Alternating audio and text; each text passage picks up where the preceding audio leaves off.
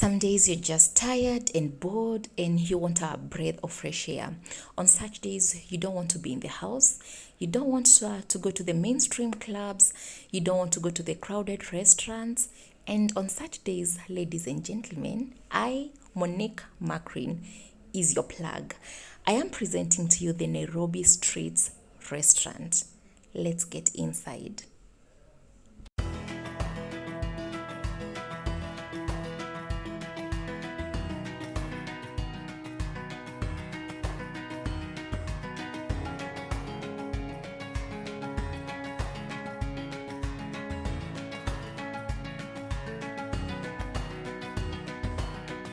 If they have matatu stages in Beverly Hills, guys, I imagine this is exactly how it would look like.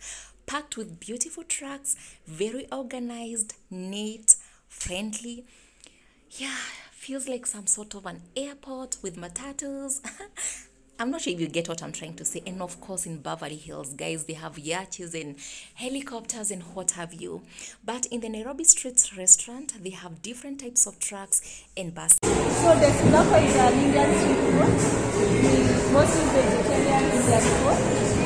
We have India, Nubia, in Southeast Asia. It is very thoughtful for the management to have a pleasant lady by the entrance to explain to you about the different sections in the restaurant. So she told us that the different tracks have different cuisines. For example, there was Mexican, Chinese, Thai, Indian.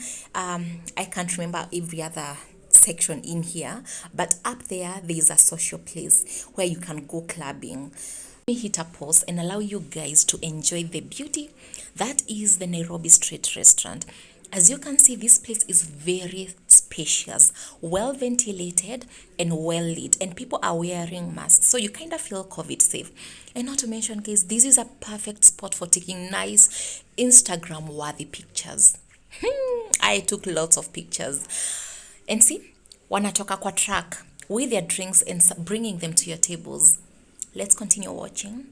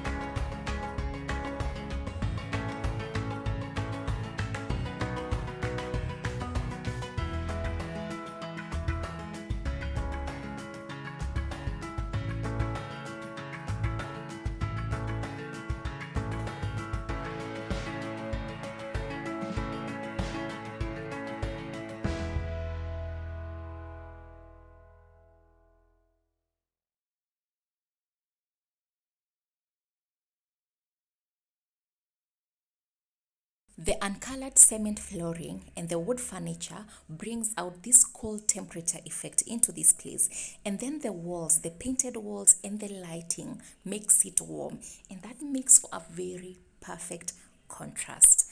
Now, my sweet tooth people, let's get inside there. As you can see, we have pastries.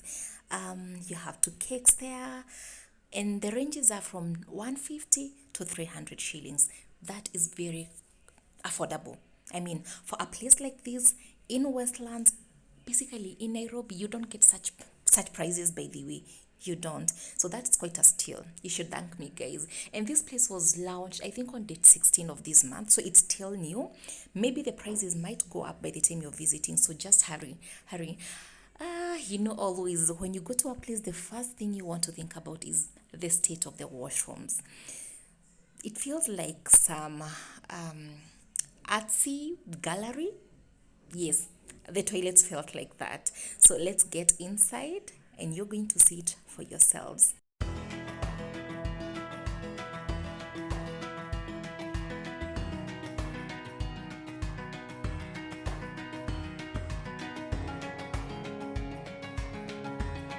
In an era where every restaurant is trying to be modern and all luxurious, it just feels good to be inside here with the black and yellow walls, which has such a beautiful contrast, and then this medium-sized tank with a metal bowl like a basin as a sink.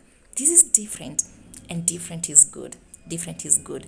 Now, I must mention that behind every door of the toilet, there's a write-up of a historic contribution by the various legends, and most of them were women, so it kind of felt like when you're relieving yourself, you're also inside a history class, and that is amazing. How cool is that? I tried to do a short clip of that. Stay tuned for it.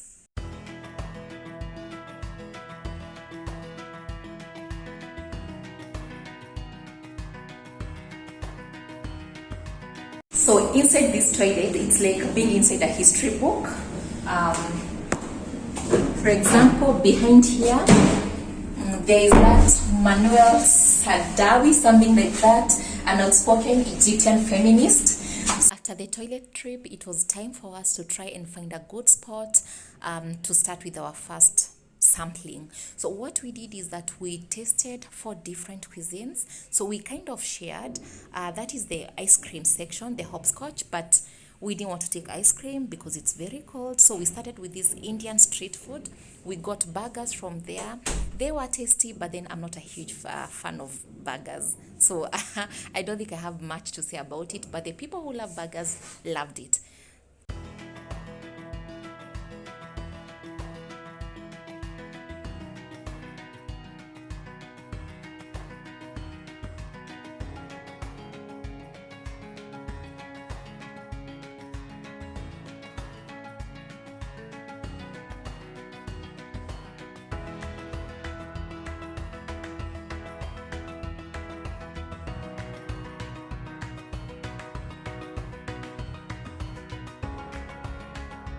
Sisinor, I hope that is the pronunciation, is a Mexican truck. And here we have, they have tacos as you can see. Yeah? It's okay. One thing I loved about here is that these people are very friendly, super friendly. Like, most of these nice restaurants, if you have a black skin, they don't treat you the best. But here, there's no discrimination. As you can see, there's a mix of races in the restaurant, but we were treated equally. I was happy with the services. And what's more, they gave us samples of the different Samples to see there. Yeah, pop sample. Chicken.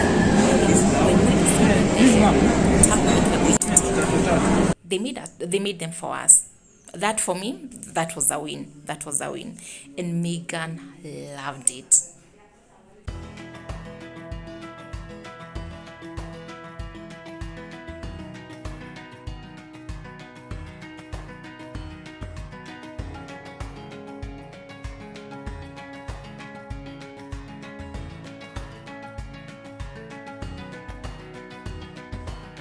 After Sisinor, we went to the noodle. This is Thailand cuisine. Yes, so in here we were interested in the noodles and more so the making of the noodles. Then we also had dumplings in here. Let me come and sit. Can you do it? Yes.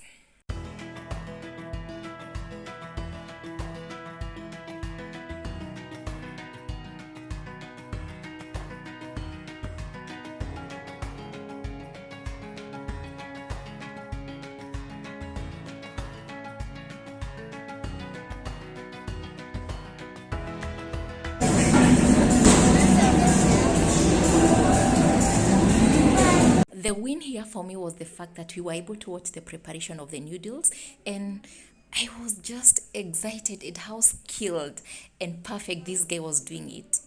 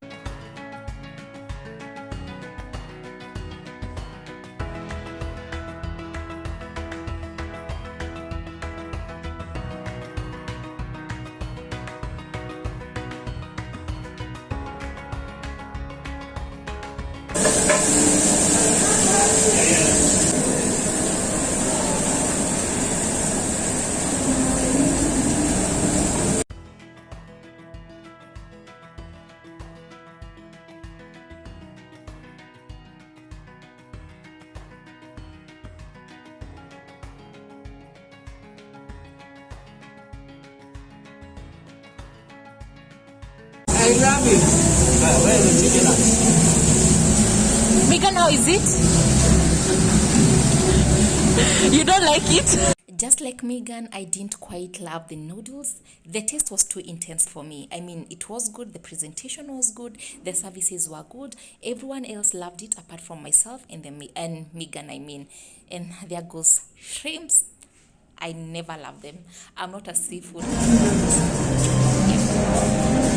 How is that? Yeah, I would say that my taste buds have a long way to go. Yeah, but the dumplings were kind of okay.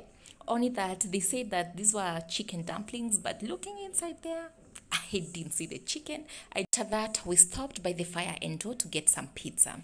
The pizza was quite good. However, still too intense for me. Everyone else loved it. And I don't blame the place. I just blame how vanilla my taste buds can be. Otherwise, this was a good place. I loved the interior. I loved the services. But the highlight for me was this social setup. We didn't get a chance to take our drinks inside the social place because we were having an underage kid with us. So what I did, I left her with my friends, and then Habi and I went in so that I could get a good view of the place and also to see the menu for the cocktails.